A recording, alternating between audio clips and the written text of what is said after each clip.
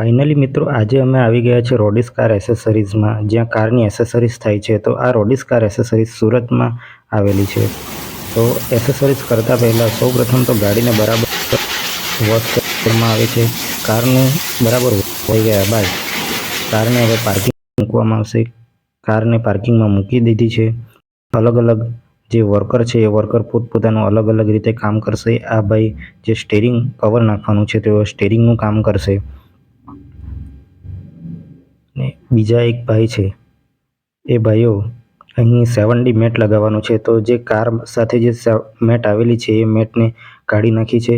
ત્યારબાદ જે ધૂળ અને કચરો જે છે એ કચરાને બરાબર અંદરથી કાઢી દેવામાં આવશે. ત્યારબાદ 7D મેટ લગાવવામાં આવશે. અહીં એક બીજા ભાઈ છે તે ગણેશજીની મૂર્તિ લગાવવા માટે આ ગણેશજીની મૂર્તિને સેટ કરી રહ્યા છે. બીજા ભાઈઓ છે એ સરફેસ પ્રોટેક્શન ગાર્ડ લગાવવાનું છે, જે આગળથી અને પાછળથી બંને બાજુ એમ ચારે બાજુ લગાવવામાં આવે છે, જેથી ગાડીમાં સાઈડ પર સ્ક્રેચ કે એવું ન પડે કે દબાઈ ન જાય. એના માટે રોડિસ કાર એસેસરીઝમાં એટલા બધા વર્કરો છે કે પોતપોતાનું અલગ અલગ કામ કરે છે, જેથી કારની અંદર ગમે જેવું તમારું એસેસરીઝ કરવાની હોય તો 15થી 20 મિનિટમાં તમને એસેસરીઝ કરીને આપી દેશે. આ રહ્યું સ્ટેરિંગ કવર આ રીતે લાગી ગયું છે. કુલ 1100 રૂપિયાનો સ્ટેરિંગ કવર છે. આ ગણેશજીની મૂર્તિ લાગી ગઈ છે, જે 450 રૂપિયાની થઈ છે. ત્યારબાદ જે આ કી કવર છે એ કી કવર 350 રૂપિયાનું કી કવર પણ નાખી દીધું છે. તો ફાઇનલી આપણી કારનું એસેસરીઝ થઈ ગયું છે. આગળના ભાગમાં 7D મેટ લગાવેલું છે, તે કંઈક આવા પ્રકારનું દેખાય છે.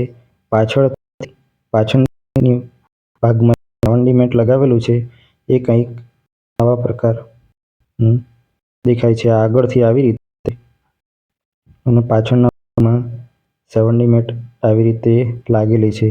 તો આ એસેસરીઝનું કામ કેવું થયું છે તે તમે મને કોમેન્ટમાં જરૂર લખીને જણાવજો. મને તો રોડિસ કાર એસેસરીઝની કામગીરી ગમી અને ભાવ પણ રિઝનેબલ છે.